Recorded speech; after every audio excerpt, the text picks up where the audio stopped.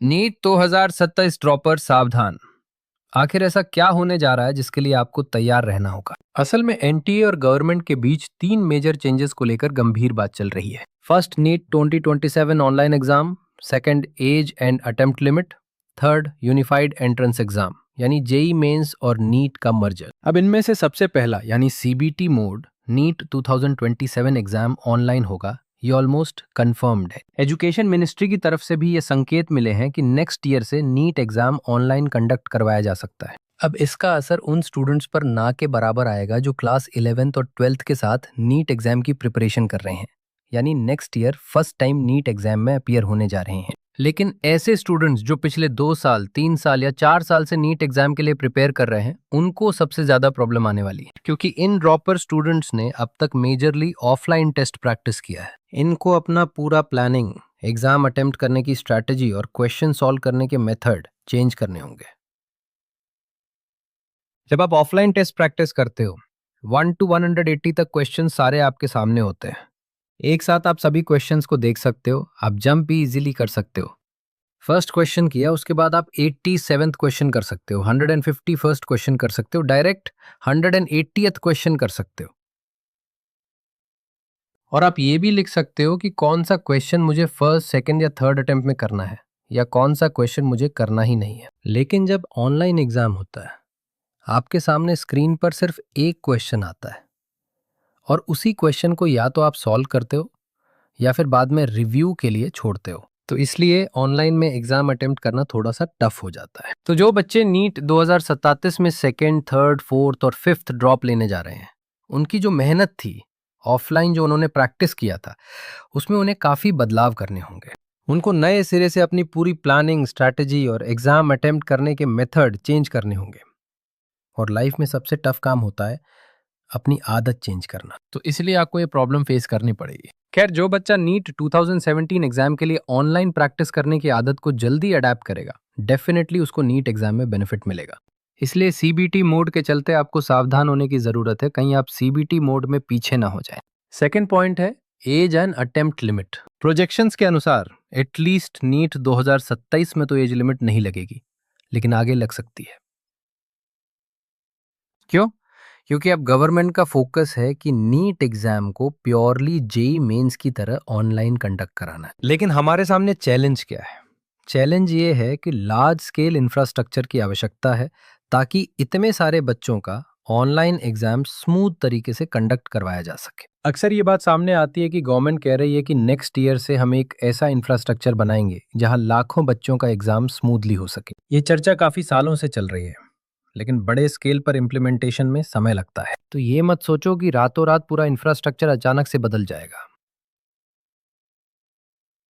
तो फिर इसके ऑल्टरनेटिव क्या हो सकता है? दूसरा तरीका ये हो सकता है कि अगर इंफ्रास्ट्रक्चर लिमिट में है, तो नंबर ऑफ स्टूडेंट्स को मैनेज किया जाए।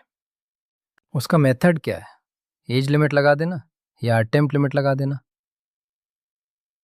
नंबर ऑफ स्टूडेंट्स घटेंगे तो आराम से ऑनलाइन एग्जाम कंडक्ट करवा लेंगे, और हो सकता है 2027 के बाद गवर्नमेंट 2028 से ये इम्प्लीमेंट कर दे। और अगर ऐसा हुआ तो सबसे ज़्यादा प्रॉब्लम किसको आएगी? जो ड्रॉपर स्टूडेंट्स हैं, जिनके 3-4 साल ऑलरेडी ड्रॉप हो चुके हैं। तो आपके लिए नीट 2027 बन जाएगा लास्ट चांस, जिसमें आप बिल्कुल भी रिस्क नहीं ले सकते। नीट 2027 आपको हर हालत में क्रैक करना ही होगा। लेकिन एक सलाह यह है कि जैसे अभी तक आपने प्रिपरेशन की है और जैसे आप पढ़ते आए हैं, वैसे पढ़ने से काम नहीं चलेगा, क्योंकि जब तक आप अपने मेथड चेंज नहीं करेंगे, रिजल्ट चेंज नहीं होगा। तो आपको अपने मेथड चेंज करने होंगे। मेहनत तो पहले से भी ज़्यादा करनी पड़ेगी, लेकिन मेहनत आपको करनी होगी प्रॉपर पैरामीटर्स के साथ, यानी एक सही गाइडेंस में जो टाइम टू टाइम आपको ट्रैक करे, आपके लिए स्ट्रैटेजी बनाए, आपको सही डायरेक्शन दे और आपके प्रॉपर डाउट्स क्लियर करे। यानी आपको अब सिस्टम के अकॉर्डिंग पढ़ाई करनी होगी, क्योंकि नीट 2027 हमारे लिए लास्ट चांस हो सकता है। और एक ऐसा सिस्टम जिसमें आप कंप्लीटली रिलाय कर सकें, वही सिस्टम आपको मिल रहा है एड्यूरेव पर। यानी एक स्ट्रक्चर्ड सिस्टम आपको प्रोवाइड कर रहा है एड्यूरेव ऐप, जहां आप सिस्टमैटिक वीडियो लेक्चर्स के साथ अपनी तैयारी मजबूत कर सकते हैं। थर्ड पॉइंट क्या था? Unified entrance exam. Unified entrance exam का मतलब क्या है? कि आपका जो जेई मेंस है और नीट जो है उसको मर्ज किया जाए। पार्लियामेंट्री कमेटी की तरफ से ये सुझाव दिया गया है कि अब ये दोनों एग्जाम 12th लेवल के हैं और दोनों में एक सब्जेक्ट का डिफरेंस है, एक में मैथमेटिक्स है और एक में बायोलॉजी है। फिजिक्स केमिस्ट्री दोनों कॉमन है। क्यों ना इन दोनों एग्जाम को एक कॉमन विंडो के अंडर लाया जाए और एक साथ कंडक्ट कराया जाए, ताकि इसके लिए एक सेंट्रलाइज्ड इंफ्रास्ट्रक्चर बना सके। इससे सिक्योरिटी बढ़ जाएगी और ऑनलाइन जो बच्चों को चीटिंग या किसी भी तरह की परेशानी होती है वो नहीं होगी।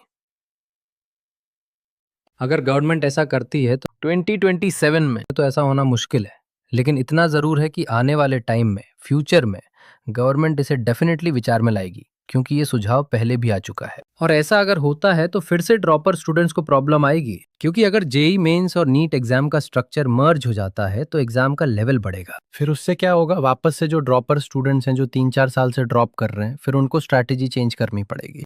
और सबसे बड़ी प्रॉब्लम यही है कि अपनी आदत बार बार बदलना, बार बार स्ट्रैटेजी चेंज करो, प्लानिंग चेंज करो, अपने मेथड चेंज करो। इन सब उलझनों से बचने के लिए आप नीट 2027 को अपना लास्ट चांस मान के इस बार जी जान लगा दें, पूरा दिल से पढ़ाई करें। एक साल अपने आप को दें, अपने ड्रीम को दें, बिना किसी डिस्ट्रैक्शन के सिर्फ खुद के बारे में सोचें, खुद के ड्रीम के बारे में सोचें और एक साल पूरी शिद्दत से लगाएं। तो आज ही अपनी प्रिपरेशन को एक सही डायरेक्शन दें और एड्यूरेव ऐप पर मौजूद स्ट्रक्चर्ड प्लानिंग और वीडियो लेक्चर्स के साथ आगे बढ़ें। All the best.